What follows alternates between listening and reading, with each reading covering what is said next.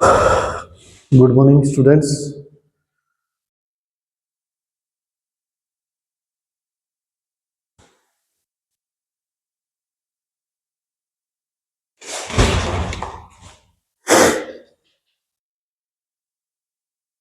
Good morning students, सुप्रभात सभी को। आज फिर आपका मार्गदर्शन ऑनलाइन क्लासेस में स्वागत है।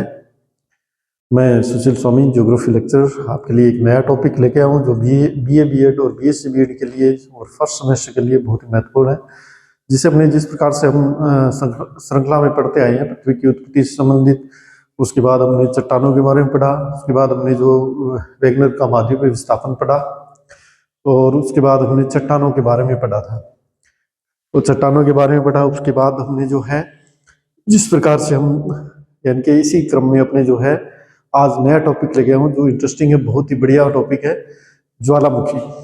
अब ज्वालामुखी नाम से स्पष्ट होता है कि भी ज्वाला का मुख, कहने का मतलब ज्वाला का मुख, या इसे अपने ये मान सकते हैं कि पृथ्वी में या पृथ्वी के बाहर जो है ज्वालामुखी अपने देखते हैं। पृथ्वी की धरातल पर अनेक ज्वालामुखी पर्वत भी निर्मित हुए हैं, अनेक ज्वालामुखी जो झीलें हैं वो भी बनी हुई हैं, जिसे क्रेटर और काल्डेरा झील कहते हैं। इसी प्रकार से यानी कि जहां अब देखा जाए कि जो ज्वालामुखी है, वोल्केनो जिसे अपने बोलते हैं, ज्वालामुखी ज्वालामुखी पृथ्वी की जब से पृथ्वी का निर्माण हुआ था, ये माना जाता है कि पृथ्वी का निर्माण जो सूर्य के कारण हुआ था, यानी सूर्य के अलग होने के कारण या सूर्य से एक टुकड़ा अलग होने के कारण उसका पृथ्वी का निर्माण हुआ था। तो सीधी सी बात है, जाहिर सी बात है कि पृथ्वी में जो आंतरिक संरचना में जो है, पृथ्वी की गहराई में हम देखते हैं तो वहां पर अत्यधिक टेम्परेचर पाया जाता है, अत्यधिक ताप वहां पर पाया जाता है।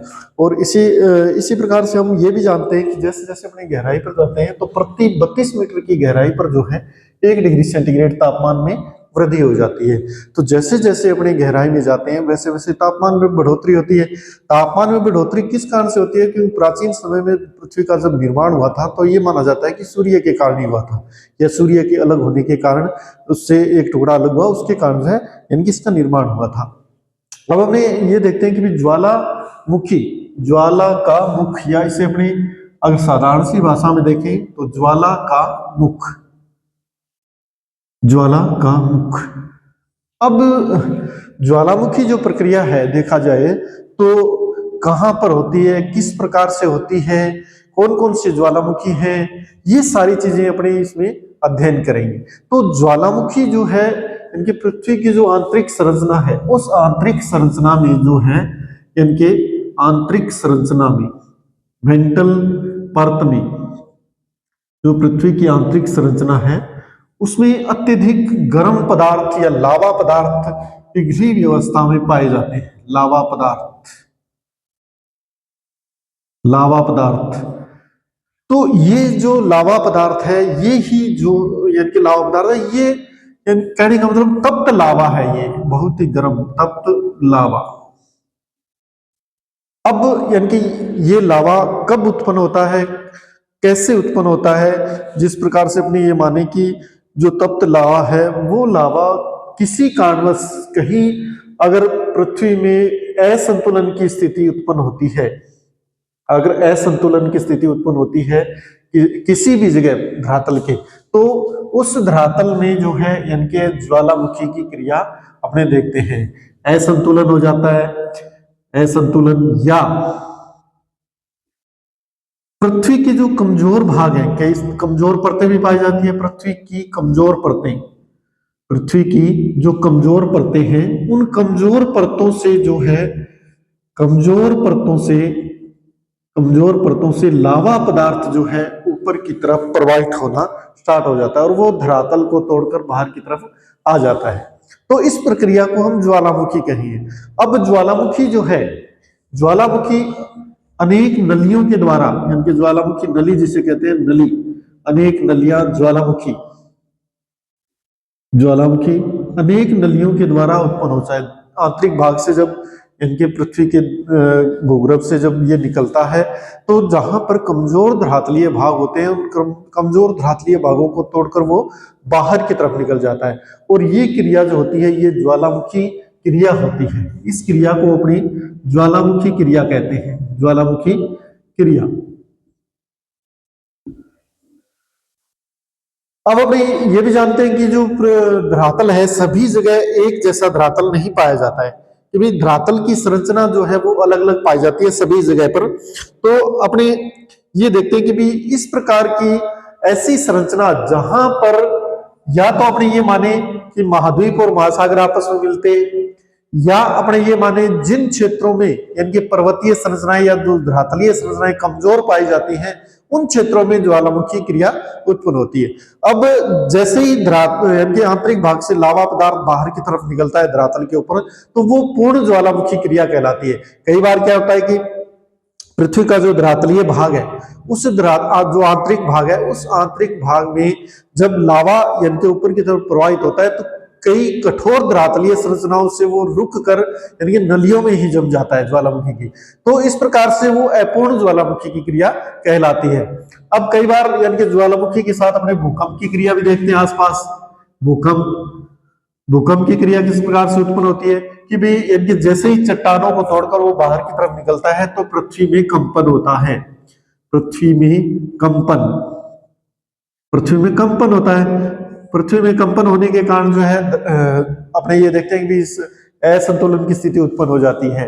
अब यानी कि ये ज्वालामुखी के अंदर जो है कौन कौन सी चीजें निकलती है, कौन कौन से यानी कि पदार्थ निकलते हैं, जिस प्रकार से अपने कहते हैं लावा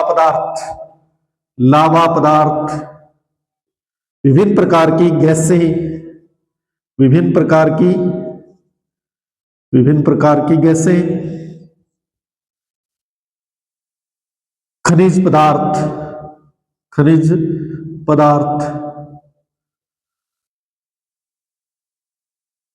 अनेक धूल के कण, या अपने देखते हैं कि भी धूल के साथ साथ विभिन्न प्रकार के विभिन्न धूलिकण। तो लगभग ये चीजें जो है इनके तप्त लावा के साथ ये चीजें जो है धरातलीय जो आंतरिक भाग है भूगर्भ का उस भूगर्भ से धरातल को तोड़कर बाहर की तरफ निकलता है, जिससे अपने ज्वालामुखी क्रिया कहते हैं। ये सारे पदार्थ जो है अत्यधिक तप्त अवस्था में होते हैं, अत्यधिक तप्त अवस्था में ये पाए जाते हैं। तो कहने का मतलब कि यानी कि जब ज्वालामुखी क्रिया जिन क्षेत्रों में उत्पन्न होती है तो वहां पर इस प्रकार से जो है ज्वालामुखी क्रिया दिखाई देती है। अब यानी कि ज्वालामुखी भी अनेक प्रकार के होते हैं। अब अगर ज्वालामुखियों का अगर अपने वर्गीकरण देखें तो ज्वालामुखी भी अनेक प्रकार के होते हैं, अनेक ज्वालामुखी पाए जाते हैं।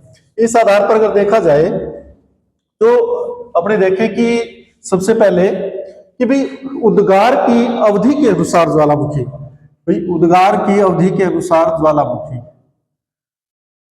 उद्गार की अवधि या काल के अनुसार, समय के अनुसार, उद्गार की अवधि के अनुसार ज्वालामुखी,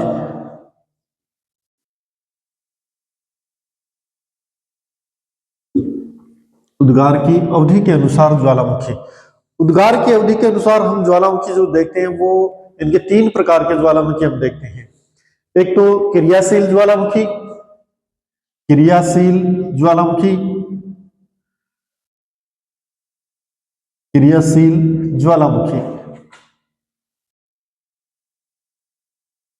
या इसे अपने एक्टिव वोल्केनो भी कह सकते हैं, एक्टिव वोल्केनो। दूसरा है सुषुप्त ज्वालामुखी, सुषुप्त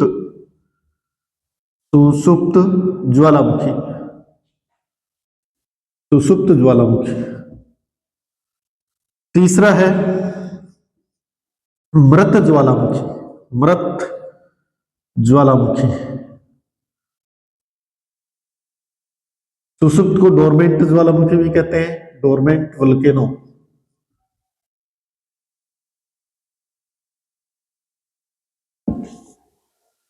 मृत ज्वालामुखी, डेड वोल्केनो।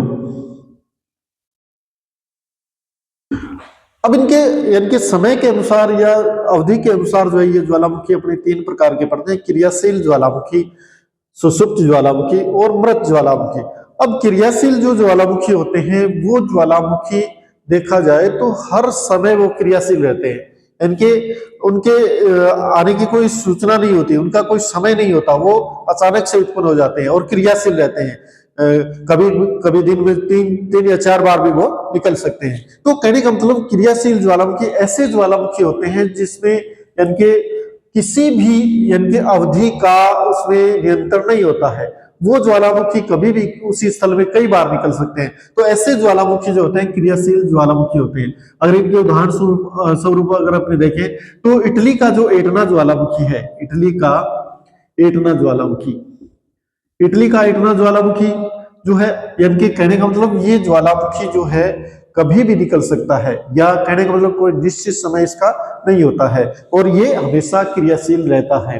इसी प्रकार से अगर सुषुप्त ज्वालामुखी के बारे में अपने बात करें तो सुषुप्त ज्वालामुखी जो है ऐसे ज्वालामुखी हैं जो सुषुप्त हो जाते हैं कुछ समय के लिए, यानी कि अपने ये कहते हैं ना कि कुछ समय के लिए शांत हो जाना या भूमिगत हो जाना, वो चीजें जो है यानी कि एक निश्चित समय के बाद में वो उत्पन्न होती है। जिस प्रकार से 11 वर्ष बाद, 33 वर्ष बाद, 130 वर्ष बाद या 230 वर्ष बाद, तो इनके निकलने का क्रम यानी कि अवधि के अनुसार होता है कि भी एक बार जब ये उत्पन्न हो गए तो उसके बाद में जो है अपने ये मानते हैं कि भी दोबारा उत्पन्न उसी क्रम में होंगे। जैसे भी कोई ज्वालामुखी अगर एक बार उत्पन्न हो गया और वो उसी अनुरूप जो है 11 साल बाद फिर उत्पन्न होता है, या 230 साल बाद वापस उत्पन्न होगा, या 130 साल बाद वापस उत्पन्न होगा। तो इस प्रकार से इनका एक क्रम होता है, उस क्रम के अनुसार जो है ये सुषुप्त ज्वालामुखी कहलाते हैं। इसका उदाहरण अगर देखें तो अपने विसुवियस जो ज्वालामुखी है, विसुवियस ज्वालामुखी, विसुवियस विसुवियस ज्वालामुखी जो है इनके देखा जाए तो ये लगभग यानी कि निश्चित समय अनुसार जो है ये उत्पन्न होते हैं। इसी प्रकार से तीसरे प्रकार के अगर ज्वालामुखी देखें तो तीसरे प्रकार के ज्वालामुखी होते हैं मृत ज्वालामुखी, या जिसे डेड कहते हैं, मृत ज्वालामुखी, जिसमें यानी कि कहने का मतलब वो ज्वालामुखी जब एक बार उत्पन्न हो जाते हैं तो उसके बाद में जो उनके उत्पन्न होने की संभावना बिल्कुल ही नहीं रहती है, वो कभी भी उसके बाद में उत्पन्न नहीं होते हैं, या कभी भी वो ज्वालामुखी नली से बाहर की तरफ, धरातल की तरफ नहीं आते। तो कहने का मतलब ऐसे ज्वालामुखी भविष्य में कभी भी उत्पन्न नहीं होते, सिर्फ एक बार उत्पन्न होते हैं, उन्हें मृत ज्वालामुखी कहते हैं। जिस प्रकार से अगर कई बार मृत ज्वालामुखी जो हो जाता है तो उसके बाद में उसमें जल भर जाता है, यानी कि उसमें जल भरने के बाद में उसे अपने यानी कि अगर उसका मुख छोटा है तो उसे क्रेटर झील के नाम से जानते हैं, क्योंकि वहां पर उसके बाद में ज्वालामुखी उत्पन्न होता नहीं है, उसे क्रेटर झील के नाम से जाना जाता है। और अधिक बड़ा जब हो जाता है तो उसका व्यास तो उसे जो है कालडेरा झील के नाम से उसको जानते हैं। तो ये ज्वालामुखी अधिकतर अगर देखा जाए तो क्राकोटोआ ज्वालामुखी, क्राकोटोआ ज्वालामुखी और देवबंद ज्वालामुखी, देव को सुल्तान का देवबंद ज्वालामुखी, को सुल्तान में कोह सुल्तान। तो ये इस प्रकार के ज्वालामुखी हैं जो मृत ज्वालामुखी के रूप में जाने जाते हैं। और ऐसे हमने देखा भी क्रियाशील ज्वालामुखी जो हमेशा एक्टिव रहते हैं उन्हें अपने क्रियाशील ज्वालामुखी कहेंगे, और जो यानी कि कुछ समय अंतराल के पश्चात उत्पन्न होते हैं उनको अपने सुषुप्त ज्वालामुखी कहेंगे, और जो यानी कि एक बार उत्पन्न होने के बाद में कभी भी उत्पन्न नहीं होते हैं ऐसे ज्वालामुखियों को मृत ज्वालामुखी अपने कहते हैं। अब जो ज्वालामुखी क्रिया में जो पदार्थ निकलते हैं, जो भी पदार्थ निकलते हैं वो पदार्थ जो है अगर देखा जाए तो वो पदार्थ सम्मिलित रूप से उनको जो है अपने यानी कि सम्मिलित रूप से उन पदार्थों को, चाहे वो खनिज पदार्थ हो, चाहे उसमें अपने ये माने कि विभिन्न प्रकार की गैसें हो, जिस प्रकार से हम कहते हैं कि CO2, N2, SO, ये सारी गैसें यानी कि CO2 carbon dioxide gas, N2 nitrogen, और जो है SO सल्फर डाइऑक्साइड SO2, ये सारी गैसें जो है इनके पृथ्वी के आंतरिक भाग से धरातलीय भाग पर ज्वालामुखी लावा के साथ ये उत्पन्न होते हैं। तो इन सभी को सम्मिलित रूप से जो अपने पायरोक्लास्ट के नाम से जानते हैं, पायरोक्लास्ट, पायरोक्लास्ट के नाम से इनको जाना जाता है। तो ये सारी चीजें जो है यानी कि सम्मिलित रूप से पायरोक्लास्ट कहलाएंगी। अब ये जो ज्वालामुखी क्रिया जो उत्पन्न होती है, अधिकतर अगर देखा जाए तो यानी कि जिस प्रकार से अपने कहते हैं कि भी जो महासागरीय क्षेत्र है या महाद्वीपों के जो पश्चिमी भाग है उनमें अधिक जो है ज्वालामुखी क्रिया उत्पन्न होती है। इसी प्रकार से जो यानी कि प्रशांत महासागर का जो क्षेत्र है, उस प्रशांत महासागर का जो पूर्वी भाग है, उस पूर्वी भाग में जो है उसे फायर ऑफ रिंग्स के नाम से भी जानते हैं। फायर ऑफ रिंग्स के नाम से भी जानते हैं। क्यों जानते हैं? क्योंकि इस क्षेत्र में सर्वाधिक ज्वालामुखी आते हैं, सर्वाधिक ज्वालामुखी उत्पन्न होते हैं। इस कारण जो है इसे जो है अपने यानी कि फायर ऑफ रिंग्स के नाम से भी जानते हैं। तो कहने का मतलब कि भी ज्वालामुखी क्रिया का उत्पन्न होना किस कारण से होता है? पृथ्वी के अंदर जो आंतरिक भाग है, उस आंतरिक भाग में अत्यधिक तप्त लावा या मैग्मा पदार्थ मिलता है। जब किसी क्षेत्र में कहीं पर भी असंतुलन की क्रिया उत्पन्न होती है तो ऐसे धरातलीय क्षेत्र जहां पर कमजोर यानी कि धरातल होता है, उन कमजोर धरातलीय क्षेत्रों से लावा पदार्थ धरातल के ऊपर आकर फैलने लगता है और फैलकर काफी यानी कि कई वर्ग किलोमीटर क्षेत्र में जो है ये लावा पदार्थ फैल जाते हैं। इनके फैलने के कारण जो है यानी कि विभिन्न प्रकार का ज्वालामुखी मैदान भी निर्मित होता है। ज्वालामुखी मैदान या जो इनके कारण कई बार जब यानी कि क्रियाशील ज्वालामुखी होते हैं, जो कई बार उत्पन्न होते हैं, तो उसके कारण जो ज्वालामुखी पर्वतों का भी निर्माण हो जाता है। ज्वालामुखी पर्वतों का भी निर्माण हो जाता है। तो इस प्रकार से ये जो ज्वालामुखी है, इनके ये ज्वालामुखी अधिकतर क्रियाशील, सुषुप्त, मृत इन सभी के वर्गों में आते हैं। अब अपने देखते हैं भी ज्वालामुखी का अगर वर्गीकरण देखा जाए तो किस किस प्रकार के ज्वालामुखी पाए जाते हैं। जिस प्रकार से अपने कहते हैं कि भी हवाई द्वीप पर जो ज्वालामुखी पाए जाते हैं वो हवाई ज्वालामुखी कहलाते हैं, या इनके विषुवस ज्वालामुखी जो जहां पर पाए जाते हैं वो विषुवस प्रकार के ज्वालामुखी कहलाते हैं। इसी प्रकार से पिलियन प्रकार के ज्वालामुखी, जिसमें यानी कि अपने ये माने कि अधिकतर यानी कि ये पिलियन प्रकार के जो ज्वालामुखी होते हैं, इस प्रकार के ज्वालामुखी में जो है उसमें अपने ये देखा जाता है कि वहां पर यानी कि इस प्रकार से वो निकलते हैं कि भी जैसे यानी कि कोई धारा बह रही हो नीचे की तरफ, इस प्रकार से यानी कि या एक महिला के बालों के समान जो है वो ज्वालामुखी निकलते हैं, उन्हें पिलियन प्रकार के ज्वालामुखी कहा जाता है।